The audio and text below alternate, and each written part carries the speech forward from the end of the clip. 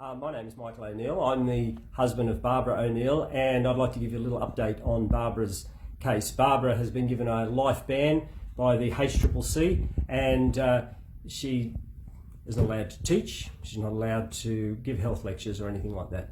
Now, the three complainants that started this whole thing have actually never met Barbara. They have never been injured by her, and not only that, they couldn't produce one single person that was injured by her advice. These complaints were political complaints. They were based on an ideology difference, and the complainants were actually, they were vexatious, they were not in good faith, which makes them completely in breach of the HCCC's own Healthcare Act. They are part of a wider political campaign to stamp out all opposition to the current medical theory that's considered the only way to health. Now, for those that know Barbara, know that her religious faith and her health philosophies are completely intertwined. She's been consistent for the last 40 years while mainstream medical theories have changed and steered by huge corporations making obscene profits and having unparalleled political power. Barbara unashamedly follows the advice of a 19th century health writer by the name of Ellen White. This advice was quite revolutionary in its day, and it pioneered the health retreat industry, vegetarianism, the 8 laws of health, and was scathing in its evaluation of the rising pharmaceutical method of treating disease and sickness. It proved, and I'd like to say it continues to prove, the powerful effect of hygiene, nutrition, and harmless natural treatments that bring the body into the best possible condition so it can heal itself. Now, the whole over-regulated health system in Australia is not the slightest concern for the opinions and the wishes of hundreds of thousands of Australians who reject mainstream medicine either in part or as a whole. This is actually the pointy end of the absolute nanny state, where Big Brother will decide how you will treat your body. They're telling you, okay, this is what they're telling you, that you are way too stupid to be left with decisions about your health. No, they say, trust us. We will guide you on the right and best path. We would never be influenced by money or political pressure. Oh, hell no. We are the pinnacle of absolute moral purity, and your health is all we care about. Ooh, I feel sick. I would like to actually mention an aspect of their criticism of Barbara, and that's the sodium bicarbonate treatments. Sodium bicarbonate, let's get this some context here. Sodium bicarbonate is a non-toxic and it's a non-harmful product that we use in cooking, and it's a known alkalizer. You can go down to the supermarket and you can buy it, and it's called baking soda. You can go into the chemist and buy it, and it's called an antacid. Barbara has used it on people with cancer, yes, but only ever externally, with the idea to absorb through the skin and help alkalize the body. Now, it was never promoted as a cure, but as an aid, just an aid, a simple, non-toxic treatment to help get the body into better condition to heal itself. It was never given orally, intravenously, never. And it was a small part of an overall plan that predominantly focused on a complete lifestyle change and the embracing of the 8 laws of health. That's right, it was just an aid. Now, let's think about this. What was the result, okay, with those that chose to do this way? Well, I can tell you, they're better. Many of them are cancer clear. They were of no expense to the massive, bloated, taxpayer-funded health system. They are better. And the HCCC couldn't care less. They should be the ones that are banned for life. But let's have a look even deeper into this.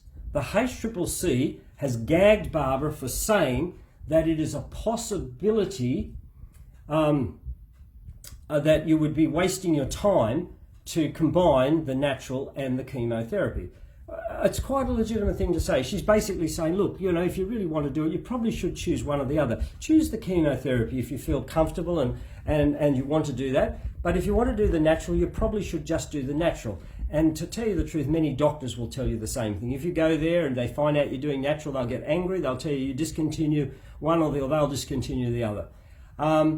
So this ruling actually applies to all medical practitioners, whether they be naturopaths or doctors. That means, right, look at this, that meant any medical practitioner, regardless of their private study, their patient observation, and their personal experience, okay, all those three things, is not allowed to deviate from the mainstream pathway that is determined by the political sentiment of the day.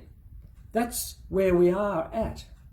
It's unbelievable. I mean, if we were told this like 40 years ago, we wouldn't believe we'd become so stupid.